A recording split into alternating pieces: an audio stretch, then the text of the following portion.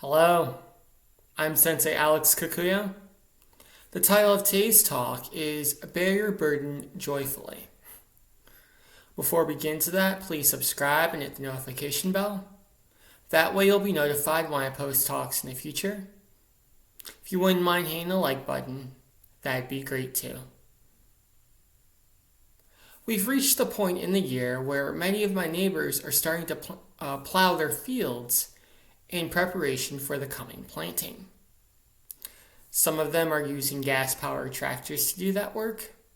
Others, like the Amish, are using horses, which is to say they have very large, very powerful draft horses which are connected together via a wooden yoke. The yoke ensures that they both pull in the same direction. One can't go right while the other is going left. It also attaches them to a plow. So the horses pull against the yoke, which is their burden.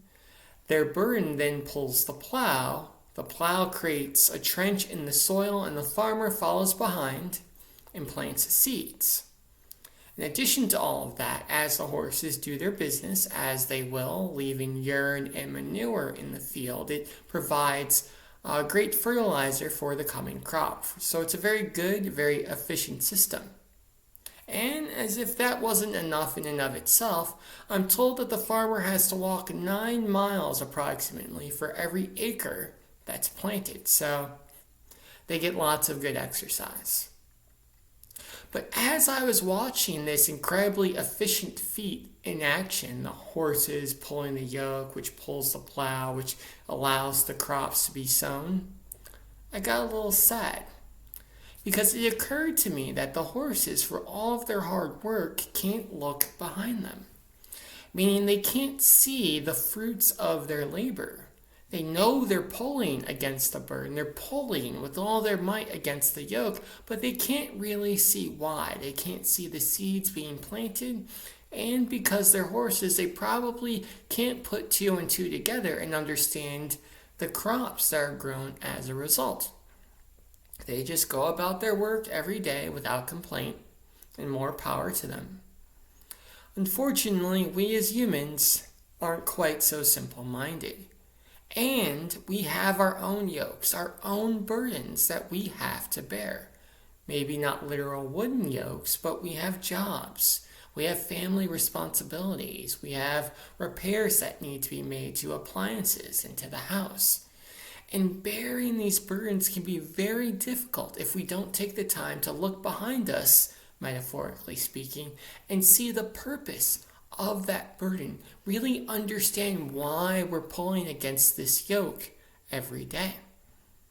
So, I encourage you to take some time, either today or tomorrow, think about all the burdens you bear and ask yourself, why do I do this work? Why do I pull against the yoke?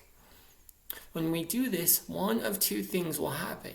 One, we'll realize that the work we're doing either is pointless or isn't worth it, meaning we're putting in lots of effort, we're bearing our burden, and we're not creating joy or compassion for ourselves. Maybe we're even causing harm.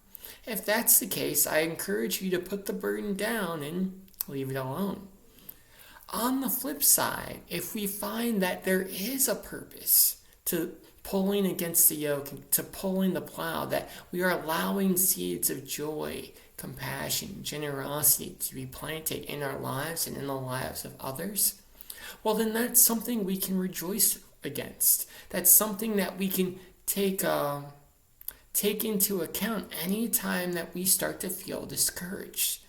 Anytime we start to feel tired, anytime our burdens seem too heavy to bear, we can remind ourselves of the field that's being planted because of our hard work. And as we do this, we can learn to bear our burdens joyfully. Like a powerful draft horse pulling a plow, we too pull our burdens, pull our plows through the soil so that the seeds of happiness can be planted for ourselves and for others. We just have to take the time to remind ourselves of that from time to time. Amitabha.